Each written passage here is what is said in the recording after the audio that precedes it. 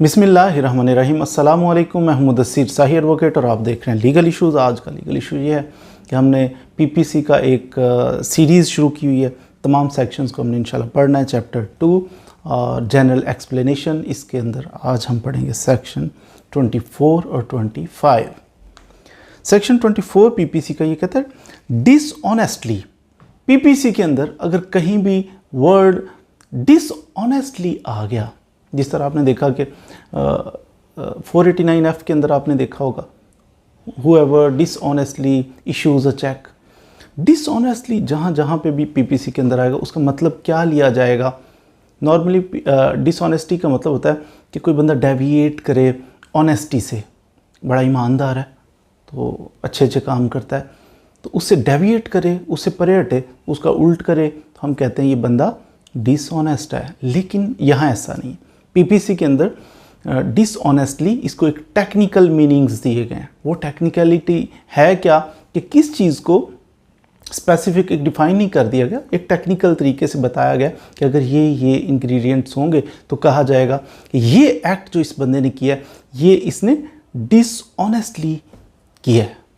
क्या कहता है, पढ़ भी लेते हैं एक दफ़ा। Dishonestly whoever does anything with the intention of causing wrongful gain to one person or wrongful loss to another person is said to do that thing dishonestly। सबसे पहली बात है कि whoever does anything, कुछ करेगा। एक तो उसका करना, ये पॉइंट टू बी नोटेड कि उसने कुछ एक्ट करना है, एक्ट करना है। दूसरी चीज़ उसकी इंटेंशन होगी, इंटेंशन कंपल्सरी हो गई इसकी कि डिसऑनेस्टली अगर बात करेंगे तो उसके अंदर इंटेंशन उसकी मस्ट है। अगर इंटेंशन नहीं है तो फिर डिसऑनेस्टली नहीं कहा जा सकता। इंटेंशन कहाँ से पता चलती है? इंसान के एक्ट से ही महसूस होती है। उसके जो मामलात वो कर रहा होता है ना, तो वहाँ से अयान होती है कि इसकी नीयत क्या थी। एक बंदा पिस्टल का फायर उसके सर में मारा है तो इंटेंशन टू किल ही समझी जाएगी। ये नहीं है कि इंटेंशन उसके दिमाग में जाके कौन पड़ेगा, उसका अमल ही बता रहा होता है उसकी इंटेंशन क्या हो सकती है।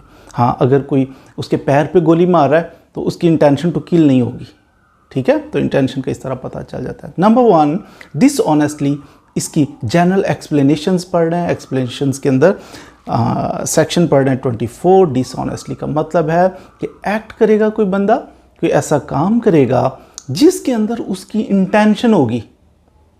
इंटेंशन मस्ट है। इंटेंशन किस चीज़ की होगी? To causing wrongful gain. इसकी इंटेंशन है कि वो रॉन्गफुल गेन किसी बंदे के लिए करे या अपनी ज़ात के लिए करे, रॉन्गफुल गेन के लिए या रॉन्गफुल लॉस के लिए करे, तो ऐसे बंदे को कहा जाएगा डिसऑनेस्टली इसने ये काम किया है। अब रॉन्गफुल गेन और रॉन्गफुल लॉस क्या है वो पिछले आप सेक्शंस में पढ़ चुके हैं। सेक्शन 23 के अंदर हमने बड़ी वजाहत के साथ बताया था कि कोई बंदा ऐसा नाजायज़, रॉन्गफुल गेन की बात करें, रॉन्गफुल गेन है कोई बंदा ऐसा काम करता है, नाजायज़ तरीके से कोई नफ़ा लेता है, कोई बंदा गेन हासिल करता है, नफ़ा हासिल करता है नाजायज़ तरीके से कि किसी की प्रॉपर्टी से, कि जिस प्रॉपर्टी से नफ़ा लेने का कानूनी तौर पे वो मजाज नहीं है, उसे रॉन्गफुल गेन लिया इस बंदे ने। 23 ये कह रहा है। उसी के अंदर है कि रॉन्गफुल लॉस क्या है? जब किसी प्रॉपर्टी में से नाजायज़ तरीके से किसी बंदे को लॉस पहुंचे। प्रॉपर्टी मेरी है, इस प्रॉपर्टी में से नाजायज़ तरीके से ही मुझे नुकसान पहुंचाया जा रहा है, जबकि इस प्रॉपर्टी का एंटाइटलमेंट हूँ मैं, मेरे पास एंटाइटलमेंट है इस प्रॉपर्टी की, मालिक हूँ इसका, इससे नफ़ा लेना मेरा हक था, इससे नुकसान मुझे नहीं पहुंचना चाहिए था, ये मेरी प्रॉपर्टी है, ये तो नफ़े के लिए थी, लेकिन नाजायज़ तरीके से मुझे नुकसान पहुंचाया जा रहा है, रॉन्गफुल लॉस, मुझे लॉस नहीं पहुंचना चाहिए था। तो ये अगर आप ऑनेस्टी डिसऑनेस्टी को भी समझें तो ऐसा ही नहीं है कि जो बंदा जिस नफ़े का अहल है उसको वो नफ़ा होना चाहिए, जो बंदा जिस लॉस का अहल है उसको लॉस होना चाहिए। ऐसा तो नहीं है कि रॉन्गफुल लॉस हो, रॉन्गफुल गेन हो। भाई आप इस चीज़ के, इस गेन के अहल नहीं थे, रॉन्गफुल गेन कर रहे हो, नाजायज़ तरीके से अगर आप हासिल कर रहे हो नफ़ा, तो ये डिसऑनेस्टी है। अगर कोई ऐसा एक्ट कर रहे हो आप, आपकी इंटेंशन ये है कि रॉन्गफुल गेन हो जाए, मुझे हो जाए या दूसरे बंदे को, मेरे भतीजे को हो जाए, मेरे भाई को हो जाए, रॉन्गफुल गेन हो जाए, इस इंटेंशन के साथ कोई काम करो, या रॉन्गफुल लॉस, किसी दूसरे बंदे को नाजायज़ तरीके से कोई नुकसान हो जाए जो कि उसे नुकसान नहीं होना चाहिए था लीगली, मेरी इंटेंशन ये है, ये इंटेंशन दिमाग में लेके कोई एक्ट करता हूँ कि इसको रॉन्गफुल लॉस हो जाए या इसको रॉन्गफुल गेन हो जाए, तो इसे कहा जाएगा कि मैंने ये काम फ्रॉडुलेंटली किया है, dishonestly, I am sorry, dishonestly मैंने ये काम किया, फ्रॉडुलेंटली आ गया, उसको भी इंशाल्लाह देख लेते हैं। Not necessary that wrongful gain और wrongful loss should be accrued. कहता है कि इसमें ये ज़रूरी नहीं, सिर्फ इंटेंशन, काम इसने किया ये इंटेंशन रखकर कि इसको रॉन्गफुल लॉस हो जाए, उसे लॉस हुआ है या नहीं। मिसाल के तौर पर इसने उसकी फसल तैयार थी, गंदम की पकी हुई फसल, बिल्कुल खुश्क, बड़ी गर्मी, और जनाब ने पकड़ा तो माचिस पकड़ के उसको आग लगा दी। क्यों?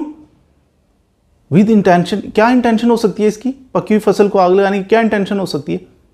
एक्ट किया, इंटेंशन इसकी थी क्या? रॉन्गफुल लॉस हो जाए, उस बंदे को उसकी प्रॉपर्टी से नाजायज़ लॉस पहुंचा रहा है, नाजायज़ लॉस हो गया उस बंदे का, जबकि वो लीगली इंटाइटल्ड था उस प्रॉपर्टी का। तो ये नाजायज़ लॉस पहुंचाने की नीयत से ये एक्ट किया है। तो इसने क्या किया? इसने डिसऑनेस्टली किया। अब ज़रूरी नहीं है कि आग लगे और उसका खेत जले ही तो फिर डिसऑनेस्ट नहीं, डिसऑनेस्टली के लिए इतना ही सफिशेंट है कि इसकी इंटेंशन गलत थी और इसने एक्ट किया।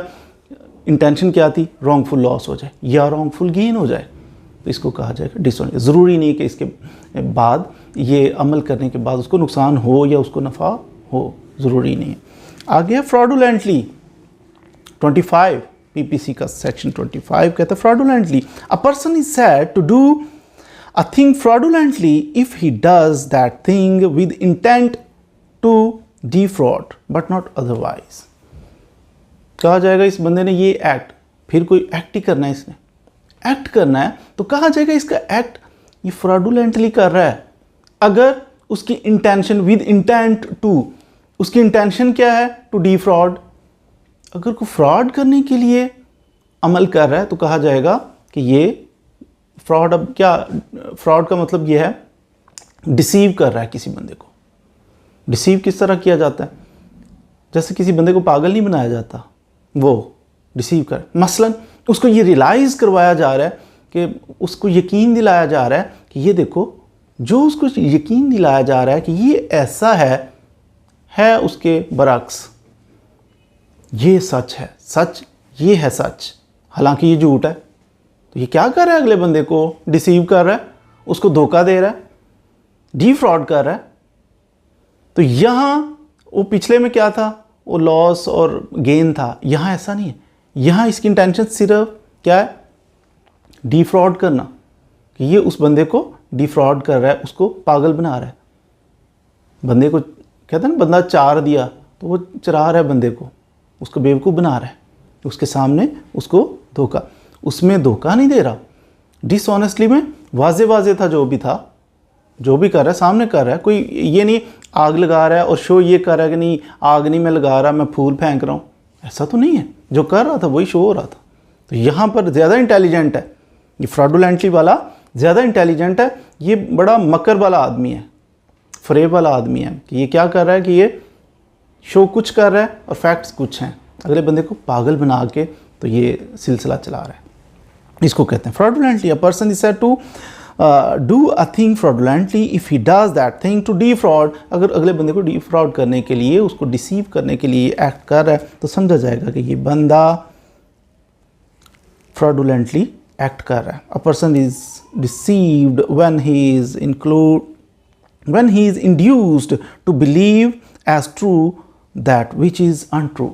जो अनट्रू स्टोरी है उसको ट्रू दिखाया जा रहा है, बताया जा रहा है, समझाया जा रहा है। अनट्रू है लेकिन ट्रू उसको दिखाया जा रहा है पिक्चर। तो ये डिफ्रॉड किया जा रहा है इस बंदे को। ठीक है, आई थिंक सो इतना ही काफ़ी है। तो ये दोनों में थोड़ा सा फ़र्क आपने ज़रूर समझ लिया होगा 24 और 25 में, कि जहाँ डिसऑनेस्टली की बात थी, डिसऑनेस्टली इसने ये एक्ट किया है, उसके अंदर इंटेंशन थी। दूसरे के अंदर फ्रॉडुलेंटली के अंदर भी इंटेंशन थी। डिफरेंस क्या? डिफरेंस ये हुआ, पहले के अंदर इंटेंशन थी कि इसको रॉन्गफुल लॉस हो जाए या रॉन्गफुल गेन। दूसरे में लॉस की कोई चक्कर नहीं था, दूसरे के अंदर सिर्फ इंटेंशन इसकी डिफ्रॉड करना था, पागल बनाना था उसको। अब पागल बनाने के बदले में लॉस भी हो सकता है, अगले बंदे को नहीं भी हो सकता। ज़रूरी नहीं कि इसको कोई पिक्यूनरी लॉस हो, माली नफ़ा या नुकसान हो ना, ज़रूरी नहीं। वैसे उसकी रिप्यूट थोड़ी बहुत ख़राब हो सकती है, ये भी कहा जाएगा फ्रॉडुलेंटली इसने ऐसा किया, किसी बंदे को और भी किसी किस्म का नुकसान हो सकता है। तो उसके अंदर क्या था? पिक्यूनरी था। रॉन्गफुल गेन, रॉन्गफुल लॉस था। इंटेंशन क्या थी? रॉन्गफुल गेन हो या रॉन्गफुल लॉस। इसके अंदर क्या है? इसके अंदर है डिफ्रॉड करना है, डिसीव करना है, अगले बंदे को धोखा देना मकसद है। उसके अंदर अंदेशा था, इसकी इंटेंशन ये थी कि इसको माली तौर पर, क्योंकि रॉन्गफुल गेन, रॉन्गफुल लॉस दोनों सूरतों में इसकी इंटेंशन थी कि माली तौर पर इसको नुकसान पहुंचाया जाए या माली तौर पर इससे नाजायज़ नफ़ा ले लिया जाए। माल, कैश, दौलत, पिक्यूनरी लॉस, बेनिफिट उसमें इन्वॉल्व था डिसऑनेस्टली में। तो इसके अंदर पिक्यूनरी ज़रूरी नहीं है, माली या ऐसा नफ़ा नुकसान ज़रूरी नहीं है। इसके अंदर इंटेंशन डिफ्रॉड करने की, चीट करने की, डिफ्रॉड करने की है, कि बंदा डिफ्रॉड करता है। तो ये इसमें आई थिंक सो कि फ़र्क भी आपको वाज़ेह हो गया होगा।